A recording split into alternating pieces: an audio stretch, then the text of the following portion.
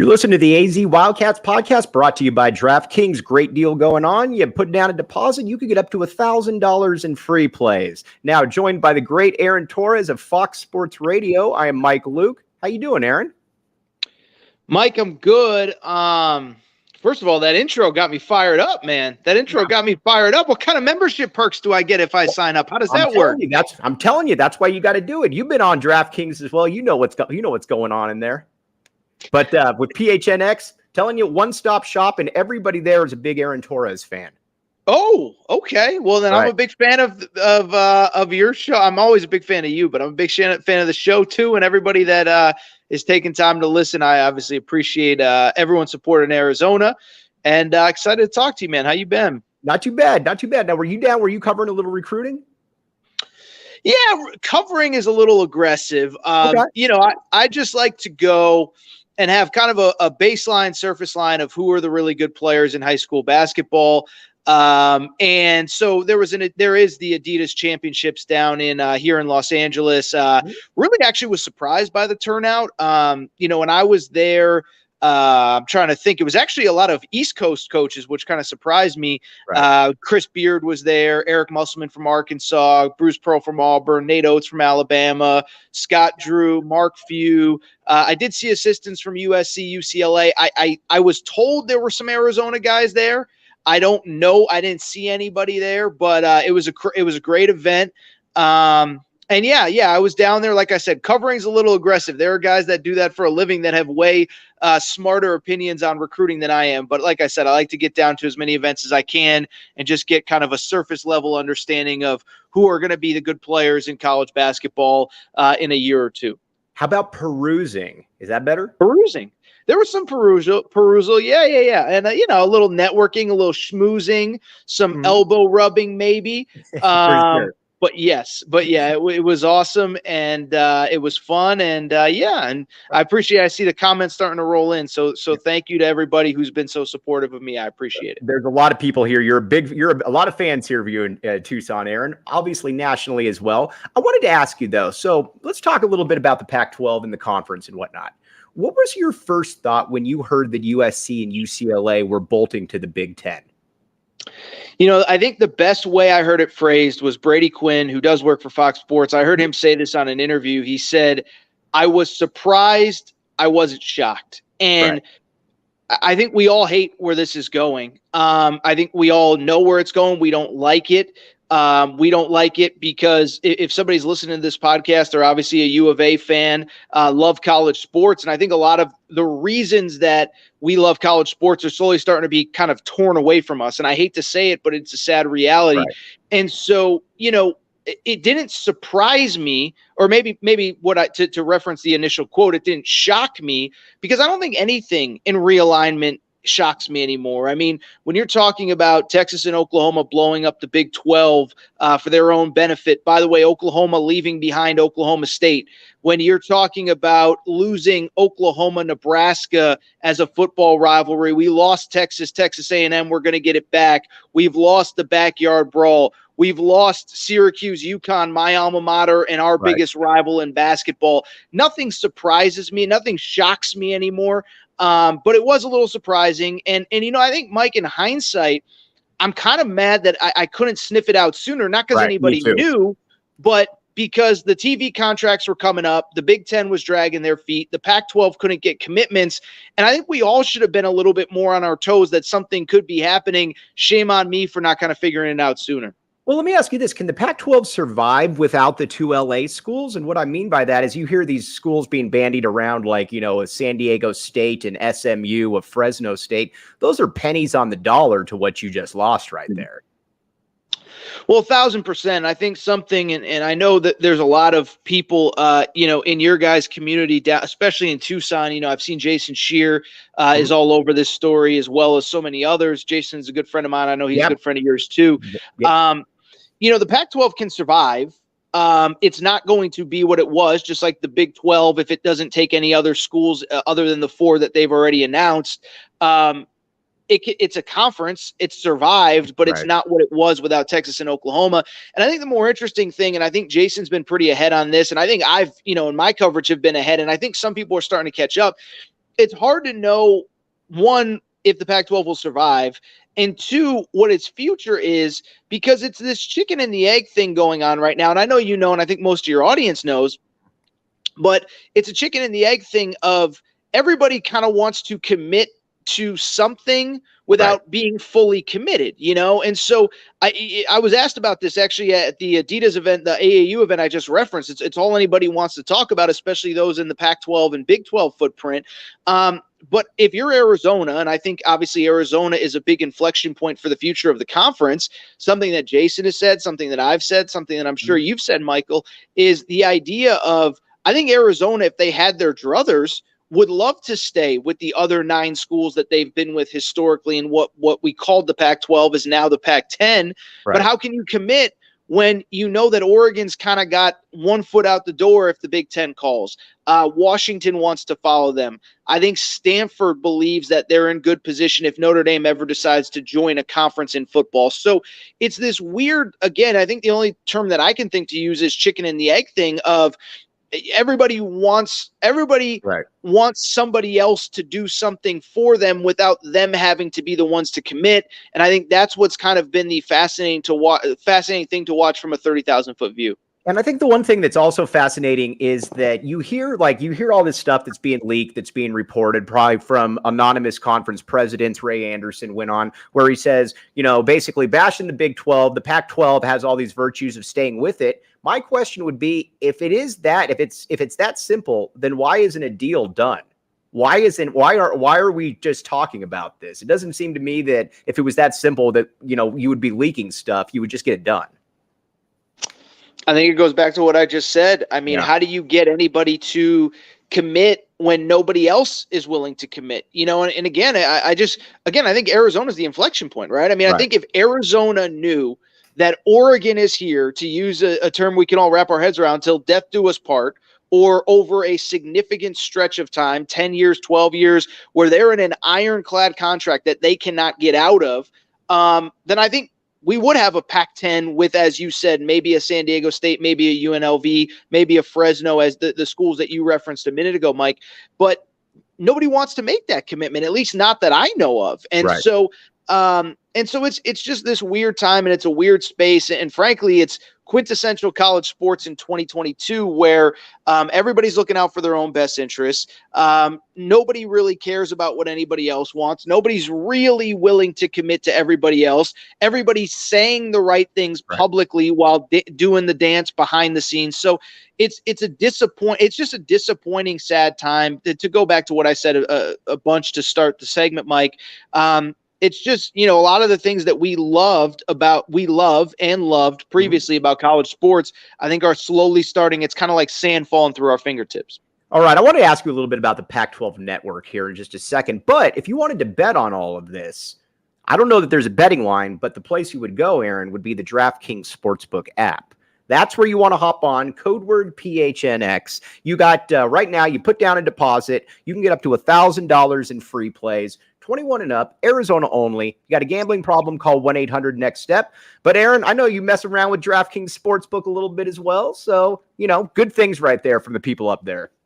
Well, I bet on a lot of things. I don't know that I would bet on the future of the Pac-12 right now, though. I might, it depends on what the line was, but I'd have to get pretty significant, plus money to bet on the Pac-12's future here. So. I would 100% as well. All right, again, DraftKings Sportsbook app, code word PHNX. Aaron, I wanted to ask you about the Pac-12 Network here, and I've had quite a few people ask me to ask you about this, and there's one point that's been brought up multiple times, and I wanted to get your take on.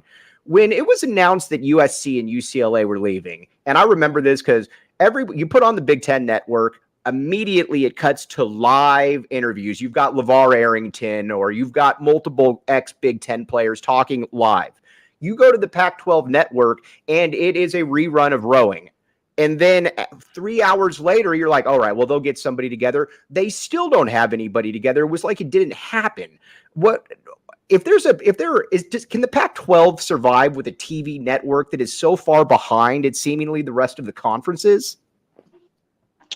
Well, I don't know what the future of the Pac-12 network is. I mean, I've heard differing things about what the realistic expectations are. Right. And it certainly can't survive if there's no Pac-12, which, we'll see. Sure. We'll see. So, no, I mean, listen, it speaks to the incompetence of the leadership. I think George Kliavkoff has been better. The one thing I would say is, Mike, it's funny, right? I think a lot of the reason, maybe a huge reason that Arizona fans even know who I am, let alone, I think, like me, is I'm not somebody that falls into easy, digestible narratives. Right. I try to look at all the facts individually and blah, blah, blah, blah, blah, this and that. Yeah. Why I bring it up is because there are some times where it's impossible to disagree with the common sentiment.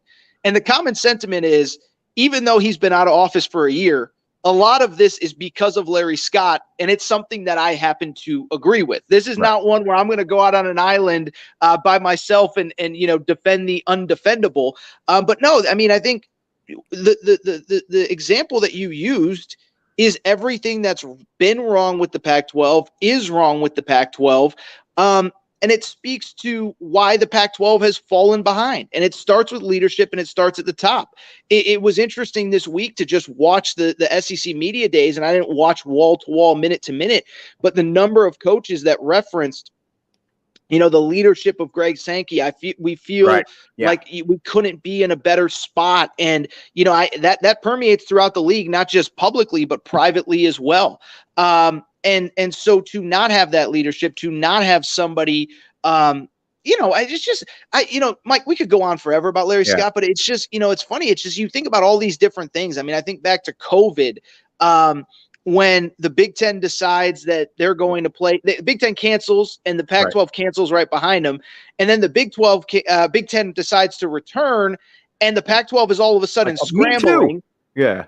Well, yeah, no. But I don't think even a lot of people might remember this, but Larry Scott had this public thing of, we can't play sports because the government officials won't let us congregate and blah, blah, blah, blah, blah. Right. And then listen, I'll criticize Gavin Newsom till the cows come home. But his office releases a statement saying, nobody ever asked us. We can make an exception. And so it's like, Larry Scott, what are you doing? Like, I'm not going to sit here and defend Gavin Newsom, but when he never even had the foresight, knowing, even at the time that you could kind of see the momentum coming, that the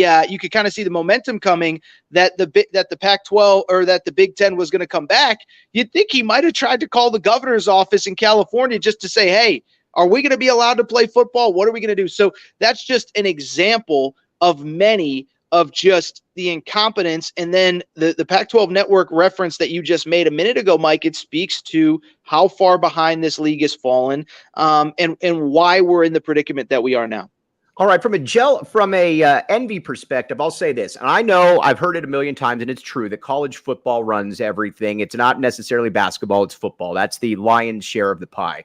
But in Tucson, as you know, basketball is what people really care about. And again, that's a big reason that you are such an icon here in the Tucson community. I'm not even kidding to you about that. I mean, you are beloved. If you ever come here, you should just sit with the fans right there. I mean, seriously, I did go to a game this past year, but it was kind of low key. I wasn't, I wasn't walking around like a presidential candidate, shaking hands and kissing babies or anything like that. So, but Arizona in the Big 12, just from a basketball perspective, is all kinds of fun, because you would have maybe it might even be the best conference in the country if it comes to basketball, because you would have Kansas, you would have Baylor, you would have Arizona, you would have Houston, you would have Texas Tech, you would have Cincinnati, you would have a ton of different teams that even in the past 5 or 6 years have competed for Final Four berths, been right there, or like Kansas have won a national championship, or Baylor the year before. It becomes a massive basketball conference if Arizona's injected into it. Well, I'll tell you, the 10 teams in the Big 12 right now think they're the best conference in college basketball, and I think they're right. Mm-hmm. I think everybody in the league thinks when Texas and Oklahoma are replaced by the schools that you mentioned, Houston, Cincinnati, BYU, and UCF, not really UCF from a basketball perspective, but I think they believe the basketball will be even better when Texas and Oklahoma leave. And then if you add Arizona, you add Colorado, which has been a pretty regular tournament team under Tad Boyle, even Utah, I like Craig Smith. I like what he has the potential to do there. All of a sudden, and we won't talk about ASU, but it's already it's already the best conference. They think they're going to get better without what could potentially be the four corner schools. And so you think about what it would be like with the four corner schools, or if somehow Oregon and Washington came along. I don't think there's any doubt. And I think that's, it's interesting, right, to kind of follow realignment from a distance. And I think there's obviously certain programs that are very concerned about their present and future. I don't know if there's enough Washington State or Oregon State fans to I don't know their fan base. I'm guessing they're very worried right now. But it feels like Arizona is one of those schools that feels like, you know what? We're going to be okay some way, somehow, Right. because, and tell me if I'm wrong, if that's not the sentiment. Yeah, that from a distance, it feels like Arizona is sitting here saying, we're either going to stay with these 10 in the pack, whatever, and figure out a way to make it work, or we're going to end up in what you just said, Mike, the best basketball conference in America. And so it's an interesting dynamic of how every individual school is in kind of a different spot. It's ironic, we talked about this last time, but my alma mater, UConn, is in a crazy spot because they're in the Big East. They still have this independent football program, but now it's kind of like, if the ACC somehow sent out an invite, would you even want to join? And so I think UConn thinks they're in a pretty good position as well. So nobody cares about UConn on this podcast. I get it. I respect it. And Jim Calhoun, the most underrated college basketball coach in history. I can easily make the case that he's one of the 5 best coaches. So you can talk all the Jim Calhoun UConn you want right here. I think we did we did that segment last time. It was your listeners probably tuned it all off, but no, we talked about the parallels between Calhoun and Olsen and underrated historically, program builders, all that stuff. But anyway, the point I'm trying to make is it has been interesting to watch from a distance is, and again, knowing the Arizona community, knowing you guys that cover the team, seeing the engagement with the fans, it does feel like a lot of fans feel very comfortable with where they are and where they're going to end up, they being the Arizona Wildcats. All right, AZ Wildcats podcast is also brought to you by Four Peaks Brewery. You can enter their Toast sweepstakes at gophnx.com. Must be 21 or older. Enjoy responsibly. And a new sponsor that we got right here, FOCO, the leader in sports merchandise and collectibles. First time I've read this one. FOCO has got you covered with the best Arizona merchandise. They have officially licensed gear for men, women, and kids, and everything from bobbleheads to swimsuits to Crocs. Head over to foco.com and click the link below. Put in PHNX for 10% off. Sorry I had to read that. That was my first time doing that one. By the way, Jake Voskuhl for life just came up right here. Ooh. That's when you know that you go deep right here. Okay. That is the UConn legend right there. So looking forward then, a lot of people wonder what the state is. Oregon as big an entity in the college athletic world as maybe Oregon or some people think? And the reason I ask that is nobody really knows, but it doesn't seem right now like the Big Ten is super interested in getting Oregon. It feels like they might be a little bit more interested there. And if they do stay in the Pac-10, does Oregon deserve to be able to get a slice that isn't the revenue sharing of the TV deal because they're the big dog? Or is the Nike thing maybe a little bit overstated at this point? Yeah, it's really interesting to the first question. I was filling in a ton on Fox Sports Radio. This news obviously broke right before the July 4th holiday, and I was on doing extra shifts. And I think having my background in college sports, hosting with guys and girls that don't have as much of a college sports background, I think people were blown away that Oregon wasn't included in this mix. And I don't have the data in front of me, but It doesn't surprise me that they don't move the needle the way that I think the average fan would. Now, a lot of the lower level, realignment stuff, I think has to do with who's good right now in this moment. I think the reason Houston or a Cincinnati or a UCF is going to the Big 12 is because at this particular moment, they offered something to the Big 12. Same with TCU when they joined the conference a million years ago. Same with Boston College when they went to the ACC, Miami, etc. Right. The high level stuff, though, and I know you know this, but just for the audience, is it really does come down to, are you a massive brand that moves the needle in football? And Texas and Oklahoma do that for the SEC. USC and UCLA are such a big TV market that it can't be denied. But Oregon, listen, most of their true success is really over about the last, 15, 20 years. I know they made a Rose Bowl in 94 or whatever, But, really the last 15, probably 10 years, really. Chip Kelly's really when they became elite. Yeah. Yeah. Multiple national title game appearances, all that stuff. But it's not historically what it is. And obviously it's not a massive fan base. It's not a state with a massive population. There isn't a massive city center. So to answer your question, I don't think it moves the needle the way that people think. Right.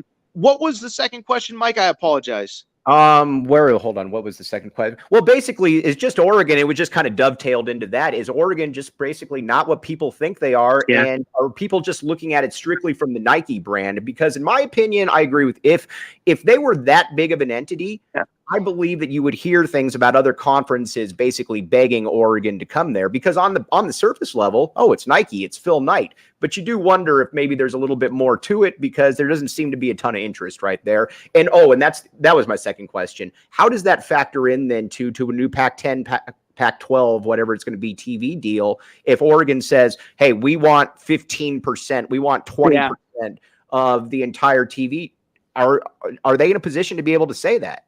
Yeah, you talked about revenue sharing. Yeah, or revenue differentiators. Right. I'll be honest, I'm not smart enough to know that. I will say though, it's tough because Oregon, is in kind of this precarious situation where, again, to go back to everything that we've talked about, if they were willing to commit, I suspect if they were really willing to plant their flag, I think everybody would commit around them. But they're not. But I don't know if that doesn't necessarily justify them asking for a bigger piece of the pie. Now, I do think that is why UCLA and USC left. I mean, it's interesting because even dating back to the pre-Larry Scott days, when when it was the Pac-10 prior to Utah, Colorado, that was the setup. If you were on national TV in a time where not everybody was on national TV every week, you got a bigger cut of the pie. So It was advantageous for USC and UCLA specifically to stay affiliated with the Pac-10, now Pac-12, now Pac-10 again. So I don't know, I think that's a big reason why UCLA and USC left. And that's one thing I can't speak to is at the highest levels of the 10 remaining schools, if that is a concession that Oregon State, Arizona State, Colorado, Utah, Washington State would be willing to make. I would hope for the sake of everybody they might be willing to, but I can't that's something I can't speak to in terms of having any knowledge of if it will happen or if it's realistic or not. All right, in a second, we're going to ask Aaron about how he sees USC and UCLA faring and a little bit of Tommy Lloyd, obviously. But again, DraftKings Sportsbook app, code word PHNX. All right, Aaron, if you were to wager, and again, it's just a vague wager, how do you think USC and UCLA are going to do football-wise in the Big Ten? If you were on that DraftKings Sportsbook app and you had the ability to look 5 years into the future. Well, it'll be interesting.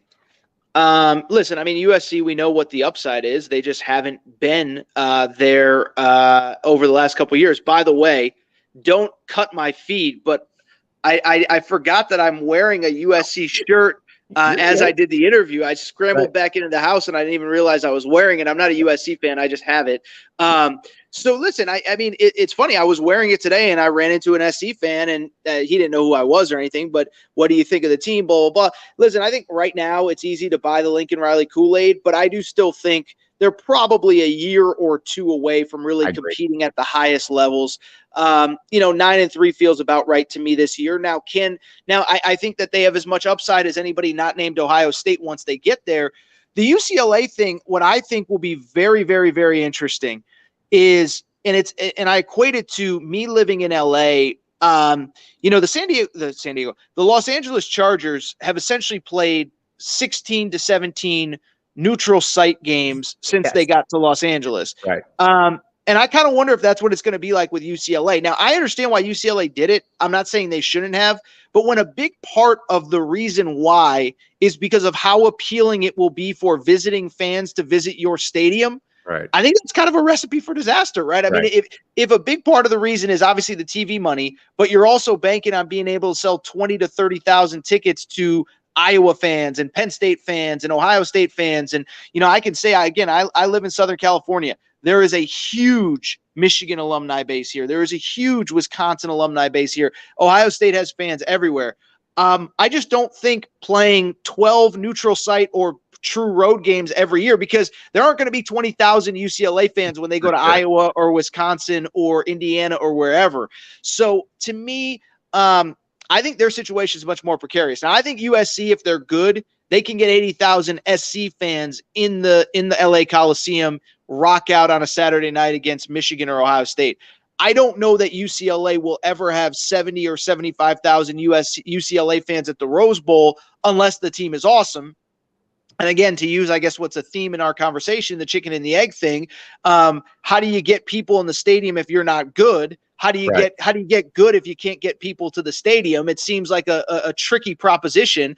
So I think UCLA is in a much more precarious spot where I think they're going to be in the Big Ten, what they are in the Pac-12. Get bowl eligible. I think Chip Kelly's actually doing a pretty good job, coming off I think a 9-win season last year, 8-4. I think it was the final. Didn't play in their bowl game, but I just think when you're asking your team to play again for the third time, 12 either road or neutral site games, I think that's a lot to ask. All right, moving over to Arizona basketball a little bit. So, obviously Tommy Lloyd, that was they hit the ball out of the park. That was an awesome hire, obviously. Pressed all the right buttons immediately. You got to give Sean Miller a lot of credit, too, because he put that roster together. A lot of people have been wondering, well, can Tommy Lloyd recruit? And you're looking right now, again, Kylan Boswell reclassified, 5-star point guard. He's going to be on the roster this year. But you're looking at a 2023 class where you're probably going to have a top 5 kid in Kwame Evans Jr. committing here shortly. You've already got KJ Lewis, a top 40 kid. I think this year is kind of the transition year in that I think Arizona's a top 25 team, but I don't think they have the firepower to win the national championship. But they have the potential to return almost everybody. And again, I get that it's precarious. It's college sports, but there's not that no-duh NBA guy. You could be looking at that one awesome matchup going into Cameron Indoor Stadium to start that 2023 season right there, Aaron. Oh, if everybody comes back for the following season? Yeah. Oh, that'd be awesome. Yeah. No, I would just say, a couple things really stand out is I think, like you said, is that it was hard for Coach Lloyd and his staff, I assume. I haven't talked to anybody, but to recruit the 2022 class, getting there in April, don't have you say you're going to play a certain way, but who really knows? Well, it seems like they're off to a great start in 2023. I know Boswell reclassified, but ironically, I mentioned I was in Tucson for a game. The game that I was at, Kylan Boswell was visiting, and they obviously couldn't say it publicly at the time, but privately, being around that staff, you could see how important that week was to make sure that they put their best foot forward. Obviously, KJ Lewis, I saw him at Pangos All-American Camp a few months ago. I thought he was a really, really good player. That's going to be a good multi-year college player. And then obviously, as you mentioned, KJ Evans. Yeah. I'm tripping up over here. Oh, you're good. A lot of KJs. Yeah, no, he's another excellent player as well. So I think the recruiting is really going to take off because I think now you have that sample size of this is who we are, this is how we play. And then, Tommy's always going to supplement with some international kids. I'd be lying. I know that I think it was Gavoni or Jonathan Gavoni or somebody said that the big kid is the best international prospect coming to college this year. Yeah, I can't sit here and pretend to be an international recruiting guru, but you have that foreign influx. You obviously have, I think they're going to recruit really well domestically, and then the portal's always going to be a thing. And whether it's a year where you have a last minute loss like Dalen Terry and you have to replace him with a guy like Courtney Ramey, who I think is going to be awesome for the Wildcats next year, or whether it's a year where you're going to lose guys and maybe you have to plug holes that way. Listen, this is the new world. We all saw whatever it was on Thursday, the announcement from the NCAA that the one-time transfer has now become the unlimited transfer rule. So This is the world that we live in. And I think Tommy's young. I think he's going to adjust. But when you have those three things, and I think it's indisputable, the best international recruiter going. Arizona is a brand that sells itself kind of on the domestic level. And then again, I think it's going to be a very appealing place to play for transfers. I think it sets up for a very bright future for Arizona, even if, as you said, I think maybe this coming year the ceiling isn't quite as high as it was a year ago. He's Aaron Torres from Fox Sports Radio. Aaron, what do you got on the hopper right now before we sign off? What do you got going on? Well, what I got on the hopper right now is some lunch. I'm actually very hungry, so I'm glad you're letting me go. I appreciate that. But no, man, it's just kind of it's weird because I think the casual, if you will, would think that this is a slow time. But with the media days, it feels like football's right here. And then with basketball, let's be honest, the recruiting's really going to ramp up here over the next 2-3 weeks. And I'm really excited. So I'm excited. I said it on my Fox Sports radio show. I said it on my podcast. I think college sports, college basketball, college football, they're starting to have that NFL 365 days a year feel to it, right, where the season goes into portal season goes into, from a basketball perspective, recruiting. Obviously, it overlaps with portal season in football with media days that are now going. And so football's, it's here. And then basketball, as you know, isn't far behind, Mike. Right. I was going to say it makes it easier for us because we got a lot more content than to deal with. So I'll take it. But Aaron Torres from Fox Sports Radio, again, can't thank you enough for coming on, my man. We'll talk to you soon. Mike, thank you for having me, man. I appreciate everything you do for me. Go Cats, and we'll talk soon, okay? All right, give me a call. All right, we'll talk to you soon. You've been listening to the AZ Wildcats podcast.